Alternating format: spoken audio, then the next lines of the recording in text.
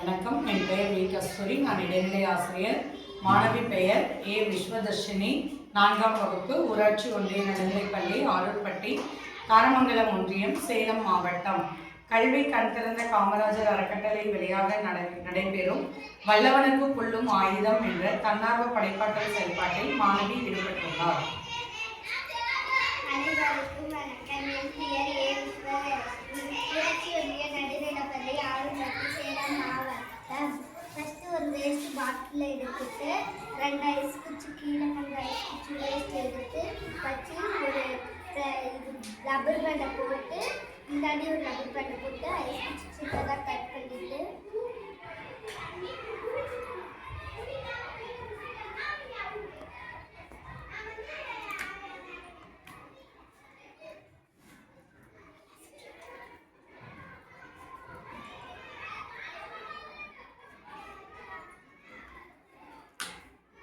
Thank you.